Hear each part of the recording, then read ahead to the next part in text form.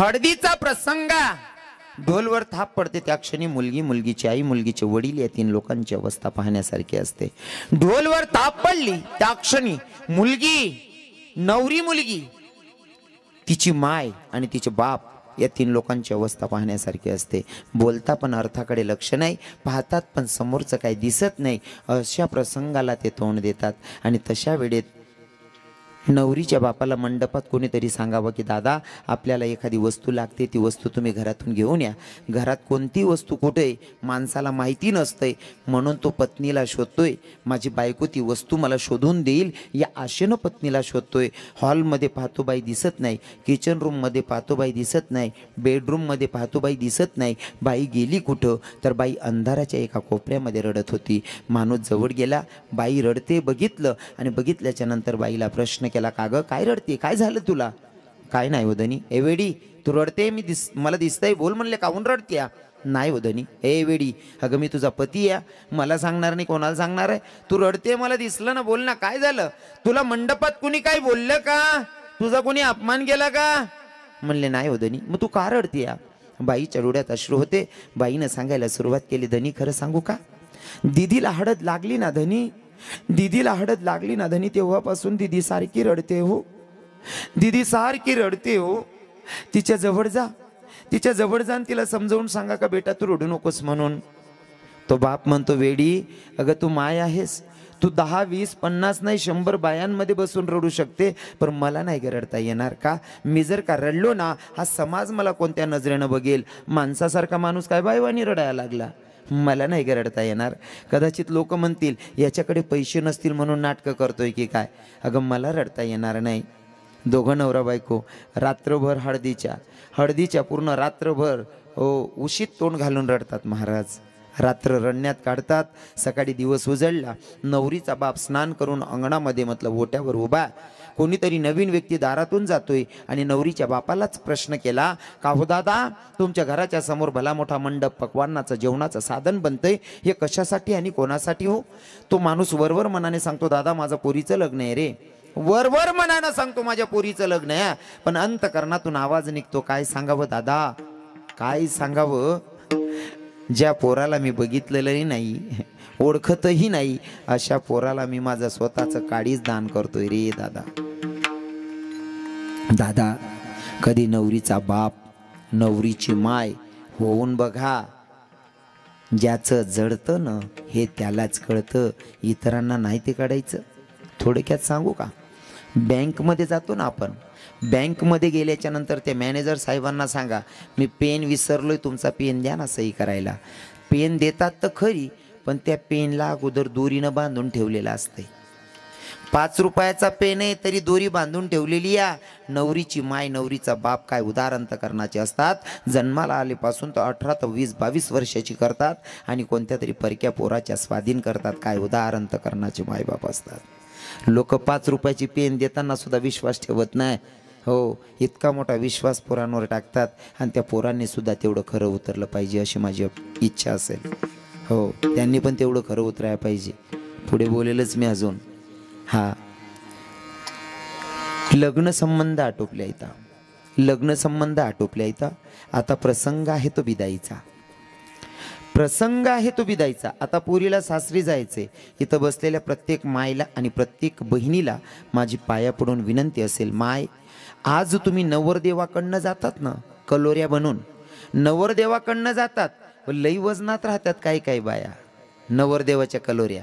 तुम्हाला सांगतो आजचा दिवस तुम्ही नवरदेवाच्या कलोऱ्या आहेत माया हो, पण हे विसरू नका तुम्ही कोणाची तरी मुलगी होतात आणि हा प्रसंग तुमच्या जीवनाचा पण होता। तुम्ही सुद्धा अशाच आल्या होत्या जसं तुम्ही त्या पोरीला घ्यायला जातायत, हे कधी विसरायचं नाही। काही काही बाया लई वजनात असतात, त्या नवरी पोरगीला सांगतात, ए पोरी चल आपल्याला निघावं लागतं। व आत्या तुमच्या सोबतच येते ना, आत्या तुमच्या सोबतच येते, पण यायच्या आधी एकदा माझ्या मायला भेटते ना। काही काही बाया सांगतात, काय भेटते तुझ्या मायला? जन्माला आल्यापासून 20-22 वर्षाची झाली तोपर्यंत मायबापांकडेच होती ना, तेव्हा नाही का विचारलं तुझ्या मायला? हो आत्या येते ना तुमच्या सोबत, पण एकदा माझ्या मायला भेटू द्या ना, एकदा माझ्या मायला भेटू द्या, मी येते म्हणले। दादा सगळे नातेवाईक भावकीतले लोक सगळे उभे आहेत. पोरगी जाऊन माईच्या गड्याला मिठी मारते. माईच्या गड्याला मिठी मारते. ज्या पोरीला आपण जन्माला घालतो ना काका, ज्या पोरीला आपण जन्माला घालतो ना तीच मुलगी कधी आपली माय होते आपल्या लक्षात पण येत नाही. माईच्या गड्याला मिठी मारते. माईला समजवते, आई मी तर चालली ग बाई सासरी, पर आई ऐक ना, माझे वडील जर तुझ्यावर रागवले ना तर माझ्या बापाच्या बोलण्याक नको जाशील गे. का? कारण माझ्या बापाला बाहेरचा व्यवहारही सांभाळावा लागतो, घरातलंही टेन्शन असतं. न कळत जर का माझा बाप तुझ्यावर रागवला तर माझ्या बापाच्या बोलण्याक नको जाशील गे. ये माय. माई सांगते पोरीला, बेटा जा, दिल्या घरी सुखी राहा. सासू सासऱ्यांना आई वडील समज. असं कोणतंच काम करू नको ज्याच्याकडून आमची मान खालती जाईन. असं वागून दाखव, तुझ्याबद्दल आम्हाला स्वाभिमान वाटला पाहिजे. समज, असं कोणतंच काम करू नको ज्याच्याकडून आमची मान खालती जाईन. मायला भेटलं गेलं. मंडपाच्या कोपऱ्याला बहीण उभी होती.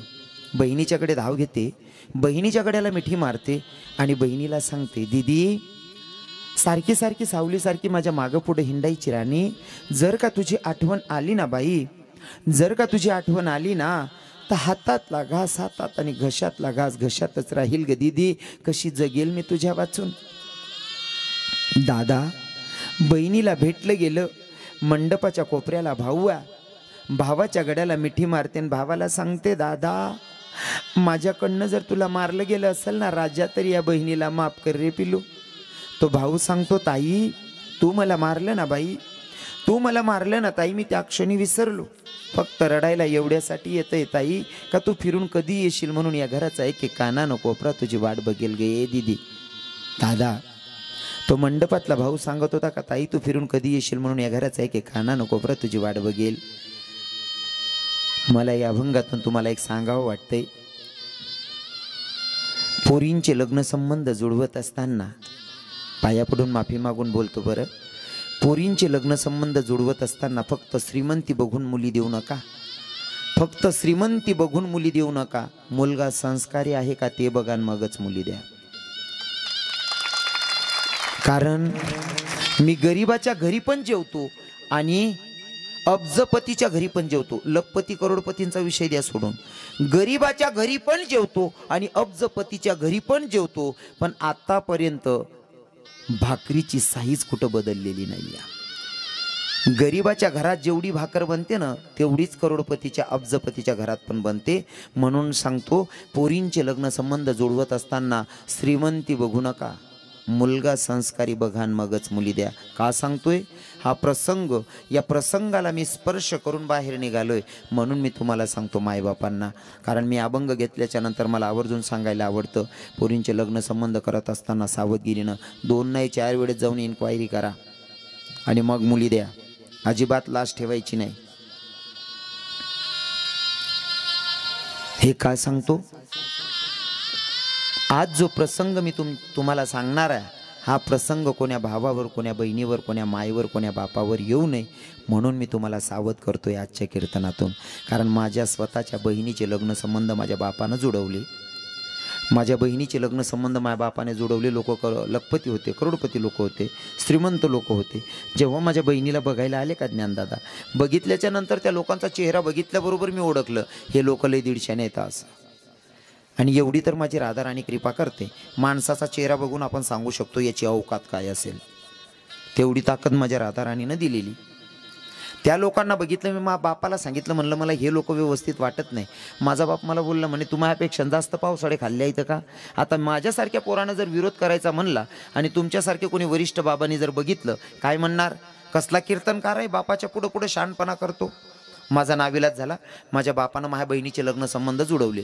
लग्नही झालं. लग्न झाल्याच्या नंतर पहिलं मूड, दुसरं मूड फिरून गेली. तिसरं मूडच्या वेळेस तिच्याकडनं, माझ्या बहिणीकडनं तिच्या घरच्या लोकांनी 10 लाख रुपयाची मागणी केली. माझी बहीण आली, पण वडिलांचा स्वभाव स्ट्रिक असल्यामुळे बोलायची हिंमत झाली नाही. ती माझ्या वहिनीकडे सांगून गेली, बोले वहिनी माझे घरचे लोक माझ्याकडनं 10 लाख रुपयाची मागणी करतात, पण आता तू सांगू नकोस म्हणला कोणले. माझी बहीण चालली गेली. नंतर माझ्या वहिनीनं दुसऱ्या दिवशी सांगितलं, म्हणले दादा.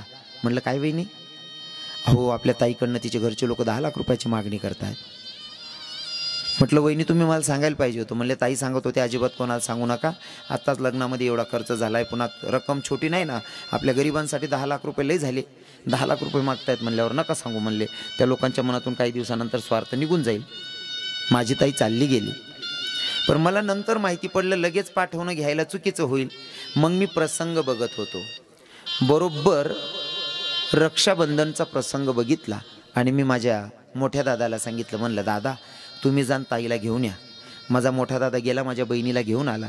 घेऊन आल्याच्या नंतर ती आली. तिला म्हणलं कागं ताई तुझे घरचे लोक तुझ्याकडनं 10 लाख रुपयाची मागणी करतायत, तुम्हाला का नाही सांगितलं? ती म्हणते दादा काय रे सांगायचं, अजून पप्पांपर्यंत विषय जाईल, पुन्हा घरातलं वातावरण जाईल. जाऊ दे म्हणले, निघून जाईल त्यांच्या मनातून स्वार्थ. पण म्हणलं बाई तिसऱ्या मुलीला जर ते 10 लाख रुपयाची मागणी करतात म्हणल्यावर तू लक्षात घे लोक किती स्वार्थी असतील. तिला म्हटलं जे झालं ते जाऊ दे, पण याच्यानंतर तू आता जाऊ नकोस म्हणला. माझ्या बहिणीला मी थांबून घेतलं. पर कसं असतं ना ज्ञानदादा, कर्म घेती झोले तेथे कोणाचे ना चाले. मी सुरतला कीर्तनाला होतो. माझा दादा ड्युटीला चालला गेला. माझे वडीलही बाहेर गावी होते आणि मागे तिच्या मालकानं फोन केला. म्हणले रुपाली तू आत्ताच्या आत्ता निघून ये, माझ्या मायची तब्येत सिरियस आहे. तिनं मला फोन केला. मला म्हणते दादा. म्हणलं काय ग ताई? तुझ्या दाजींचा फोन आला, ते म्हणताय तू आत्ताच्या आत्ता निघून ये, माझ्या मायची तब्येत सिरियस आहे. मी म्हणला बाई तू जाऊ नको ग. ती म्हणते दादा मी जर नाही गेली, नको घडायला ते घडलं, माझी सासूलाच बरं वाईट काय घडलं, आणि जर जागेवर मी नसेल तर लोक तुला पण बोलू देणार नाही. कसला कीर्तनकार आहे, तुझी बहीण नव्हती रे सासू मेली तिथं, तुझ्याकडे उत्तर नसेल दादा, मला जावं लागणार आहे. माझ्या डोळ्यात अश्रू होते. मी म्हटलं बाई तुझा संसार आहे, तुला घ्यायचा तो निर्णय तू घे. माझी ताई गेली. ताई बहिणी हो, माझी ताई गेली त्या दिवशी त्या नराधमानं स्वयंपाक वगैरे करून घेतला आणि 11 साडे 11 वाजेच्या सुमारास विचारलं रुपाली पैसे आणलेत का? गाव पूर्ण शांत होतं. विचारलं रुपाली पैसे आणलेत का? माझ्या ताईनं सांगितलं तुम्ही एवढा घाईघाई कॉल केला. माझा लहान दादा गुजरातमध्ये कीर्तनाला होता, मोठा दादा ड्युटीला होता, वडील बाहेर गावी होते. तुम्ही तुमच्या मायची तब्येत सिरियस सांगितली म्हणून मी घाईघाई निघून आली. काही लोकांच्या मनासारखं होत नाही. स्वार्थापोटी 1-2 चापट मारली असती तर आपल्याला काही वाटलं नसतं. पर त्या नराधमानं मारायला सुरुवात केली. ताई त्या नराधमानं मारायला सुरुवात केली. बोलू नका. त्या नराधमानं मारायला सुरुवात केली. एवढं मारलं माझ्या ताईला. मारता मारता माझ्या बहिणीचे 2 हातही तोडले आणि 2 पायही तोडले. ताई 2 हातही तोडले, 2 पायही तोडले. एखादा उपवाशी पोटी भिकारी जसा भीक मागतो ना, एखादा उपवाशी पोटी भिकारी जसा भीक मागतो ना ताई, 2 दिवसापासून पोटाला अन्न नाही, कोणाकडे शिडी भाकर असन तर द्या ना. तो उपवाशी पोटी भिकारी जसा भीक मागतो तशी माझी ताई त्या नराधमाकडनं आयुष्याची भीक मागत होती. धनी 10 नाही 20 लाख रुपये द्यायला सांगते, पण मला मारू नका हो, मी तुमच्या पाया पडते ना. तरी हा नराधम मारतच होता. माझ्या ताईनं आवाज द्यायला सुरुवात केली, कोणाला तरी माझा आवाज ऐकायला येईल आणि मला वाचवतील. माझी ताई घरातूनच आवाज देत होती, काका बाबा मामांजी कोणीतरी वाचवा ना हो, मी तुमची कर्माची नसून धर्माची बहीण समजून, तुमची मुलगी समजून वाचवा हो, कोणीतरी दया करा ना.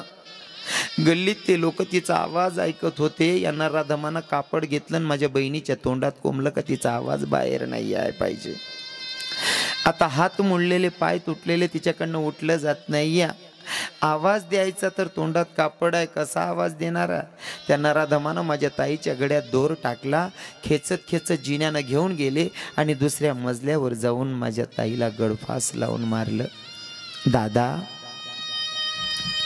त्या मंडपातला भाऊ सांगत होता ना, ताई तू फिरून कधी येशील म्हणून या घराचा एक काना कोपरा तुझी वाट बघेल. तो मंडपातला भाऊ सांगत होता, ताई तू फिरून कधी येशील म्हणून या घराचा एक काना कोपरा तुझी वाट बघेल. कदाचित त्या भावाला अपेक्षा होती का बहीण येईल तरी खरी. माझ्यासारख्या दुखावलेल्या अंतकरणाचा भाऊ आज 8 वर्षापासून वाट पाहतोय. माझी ताई रक्षाबंधनला येत नाही, अक्षय तृतीयेला येत नाही, भाईबीजला येत नाही. मी तर म्हणतो ताई तू माझ्यावर रुसली का ग बाई? प्रत्येक बहीण येते रक्षाबंधनला भावाला राखी बांधाया. ताई तुला नाही का ग वाटत तुझ्या हाताची राखी बांधण्यासाठी तुझ्या भावाची हाताची कलई खाली असते? ताई तुला नाही एखाद्या रक्षाबंधनला दया येत का ग? असा कोणता राग धरून बसली?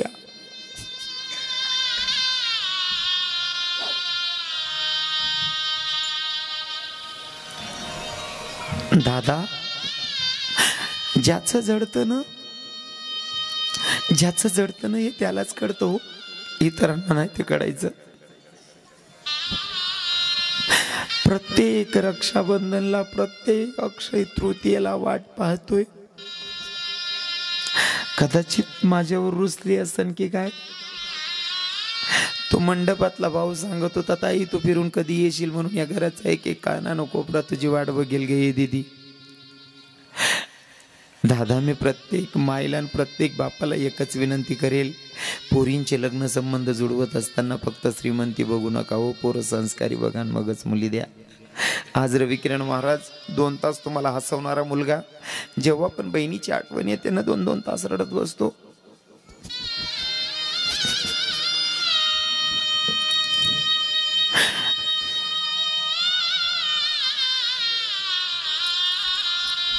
भावाला भेटलं गेलं दादा. शेवटी बाप उभा होता. बापाच्या प्रेमाची लांबी ही मोजता येत नाही आणि रुंदी ही मोजता येत नाही. नवरी पोरगी बापाच्याकडे धाव घेते, बापाच्या गड्याला मिठी मारते आणि सगळ्यांपेक्षा विशेष प्रेम पोरीचं बापावर असते. बापाच्या गड्याला मिठी मारते आणि बापाला सांगते, बघा ज्या पोरीला आपण जन्माला घालतो ते आपली माय बनते. बापाला समजवते, पप्पा जोपर्यंत मी होती तोपर्यंत तुम्हा दोघांना समजवायची, पर पप्पा मी आता जाते, माझ्या माईवर नका रागवशाल हो. कारण जेव्हा जेव्हा तुम्ही माझ्या माईवर रागवता ना, माझी माई एका कोपऱ्याला बसून रडते. हो पप्पा नका रागवत जाऊ. तुम्ही रागवताना माझी माई 2-2 दिवस जेवत नाही हो पप्पा, हे मी जवळून बघितलंय. मी तुमच्या पाया पडते, नका रागवत जाऊ. आज मी तुमचं घर सोडून कोणाचं तरी घर सांभाळायला जाते ना पप्पा, तशी माझी माय सुद्धा तिच्या मायबापांना सोडून तुमचं घर सांभाळते हो. तिला समजून घेणारं कोणीच नाही हो पप्पा, तुम्ही तरी तिला समजून घ्यायचं. एवढ्या हक्कानं मुलगी समजवते. बाप त्या पोरीला सांगतो, बेटा तू सांगते तसंच, आता आजच्या नंतर तुझ्या माईवर रागवत नाही, तुझ्या माईसोबत भांडण करणार नाही. पण बेटा जा, दिल्या घरी सुखी राहा, सासू सासऱ्यांना आईवडील समज, असं कोणतंच काम करू नको ज्याच्याकडून आमची मान खालती जाईल. आता बैलगाडी मंडपाच्या बाहेर उभी होती, पोरगी बैलगाडीमध्ये बसली दादा. पण बैलगाडी पुढे चालत होती, पोरगी फिरून मागं पाहत होती. काय कारण होतं? जन्माला येणाऱ्या लेकराची जशी नाड खाणली जाते ना, मायपासून पोरगं जसं वेगळं केलं जातं, तशी त्या पोरीला सूचनाच होती, आता माझ्या माहेरसाठी मी परकी होणार आहे, आता हे माहेर माझ्यासाठी परक होणार आहे, आता फक्त डोळे भरून एकदाचं माहेर बघायचं.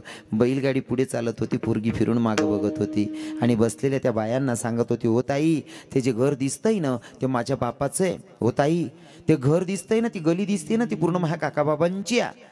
त्यांना पण माहिती आहे, पण या पोरीला फक्त डोळे भरून आपलं माहेर बघायचंय. बैलगाडी गावाच्या बाहेर निघाली. एक गुर्राकी गुरं चारत होता, त्या गुर्राक्याकडे पोरीनं बघितलं आणि सांगितलं, ताई तो गुर्राकी गुरं चारतोय ना, तो माझ्या बापाच्या गावाचा आहे, माझ्या माहेरचा. आईनं अरण्यात बैलगाडी गेली, आता फक्त मेंढपाळ मेंढ्या चारत होता. त्या मेंढ्या चारणाऱ्या मेंढपाळकडे बघून पोरगीच्या डोळ्यात अश्रू यान सांगत होती, आत्या तो मेंढपाळ दिसतोय ना, तो माझ्या माहेरचा आहे, माझ्या बापाच्या गावाचा. डोळे भरेस तोवर माहेर बघायचे. आईन अरण्यात बैलगाडी गेली, आता काही दिसत नाही, फक्त मंदिराचा ध्वज तेवढा उडत होता. त्या उडणाऱ्या ध्वजाकडे पोरीनं बघावं आणि त्या बैलगाडीमध्ये बसलेल्या बायांना सांगावं, हो ताई, हो आत्या, ती बैलगाडी ते झेंडा दिसतोय ना, तो ध्वज दिसतोय ना, तो माझ्या माहेरचा, तो माझ्या माहेरचा आहे. बैलगाडी पुढं चालत होती, पोरगी फिरू फिरू मागं बघत होती. ते माझं माहेर, ते माझं माहेर, ते माझं माहेर. तो प्रसंग माझ्या तुकोबरायांनी बघावा आणि अभंगाच्या प्रथम चरणात कन्या सासुऱ्यासी जाय